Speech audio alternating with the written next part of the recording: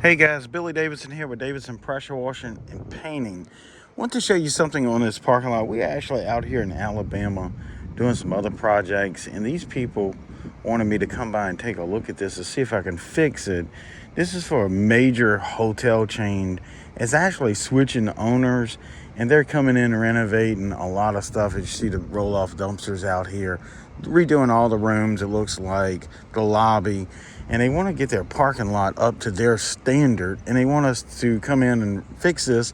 I was going to show you a little bit of what we're looking at here. Now this is obviously on asphalt. It looks like it had been recently seal coated, and probably the seal coater didn't take the all pro parking lot striping course, to be honest with you. Look at the mess we got here. Now this stuff is really difficult to fix, and it will be expensive because we can't come in and remove these lines because it's on asphalt. If you go in here and pressure wash it, you're going to just pull up the seal coat and also degrade or damage the asphalt parking lot. That part over there wasn't seal coated. That's probably a good thing, and it wasn't striped, so that'd be a little bit easier to fix.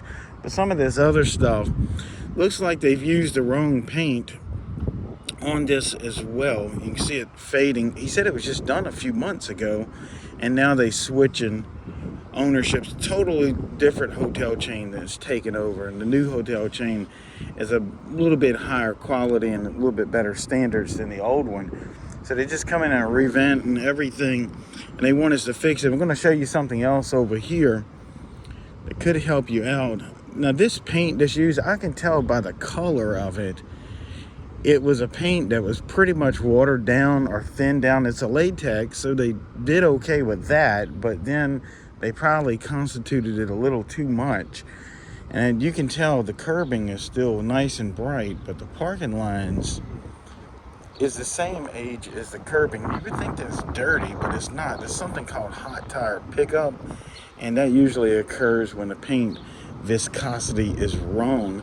And this occurs fairly rapidly, like within a day or two, and your customer will see the lines looking awful dirty. Not only that, the quality of lines is very poor. I'm going to show you something else really important in a minute, but if you look at the quality of that line versus the curbing is much brighter. So this usually occurs within 24 to 48 hours if the viscosity of your paint is not proper, and it almost looks like they skipped this spot. So if you can imagine the owner's out of town or it's on a weekend, you come in and stripe and you use the wrong viscosity or use the wrong paint or use the wrong spray tips, putting it down too thin or too thick, this occurs and it looks like you skipped it. And then if you redo it using the same mistakes within the next 24 to 48 hours, it does it again. It is a reoccurring process. You will be chasing your tail for weeks trying to get it straight and have no idea what's going on. So hope this is actually picking up on camera. Again, look at the quality of this paint color, and we're going to talk about the quality of the line as well versus the quality of the curbing color. Obviously this is a vertical structure here, and this is flat horizontal, so this has something to do with water coming up from the ground. Now let's look at the quality of this parking line. I can know right now they had the wrong orifice in their tip guard, and most likely had the proper tip but did not or failed to change, or maybe had the lack of knowledge of changing out that orifice using the correct orifice.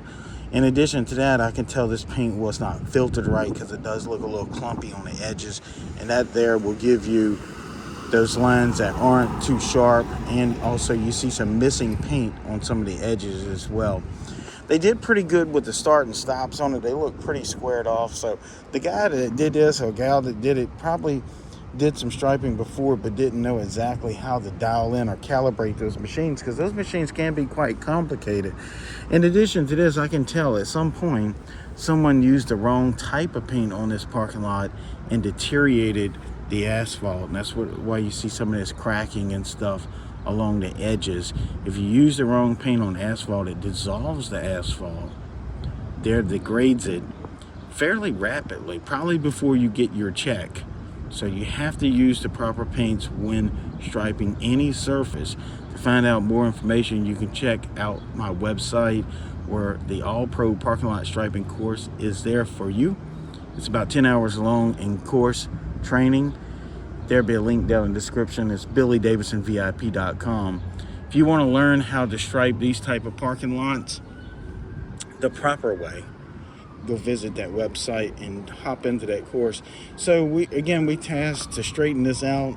I'm going to show you what I'll probably have to do. And I hate to even have to do this to the owner, but it is what it is. It's going to be quite expensive for them to straighten it out. And that's one thing we teach over and over again. If you do it right the first time, these parking lots can last 15 to 18 months. This has been about 3 months. And look at this mess. I'm going to have to come in and probably put a primer down on this paint. So that's going to make it a two-step process. Then we're coming in and restriping. I'm going to have to do a little bit of layout because this is really bad. Now, I can't really fix this mess right here. This is just going to be a restripe over this same pattern. And I don't know what they were thinking here. This probably should have been. This is what we call a protective corner. And it's supposed to be there, but not in this type of condition. And then they have this guideline. It's just not in square.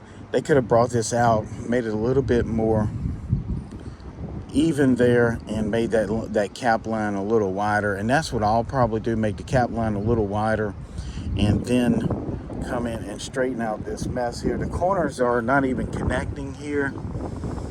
That's a very amateur mistake right there. Right here, the paint was way too thin. I can see the splatter, see the ripples on the left side of the screen, inside of the paint. Paint was just too thin, and it looks like the tip was not spraying properly. And this is probably where they started. Most of the guys that don't know what they're doing, they try to start in the back of the parking lot. Hopefully they can get things straight before they get out to the front, but this is what happens when you don't know what you're doing. I hate to be blunt about it, but it is what it is. In addition to that, look at this right here, guys. I can't make this up, I'm telling you. I don't even know how. They probably didn't even get paid on this job whenever they did it 3 months ago. But anyway, the new owners are taking over. We're going to give them a price of fixing it. It's not going to be cheap. It's going to probably be 3 times the normal cost, maybe even quadruple, because we have so much work. Not only that, we're going to prep this.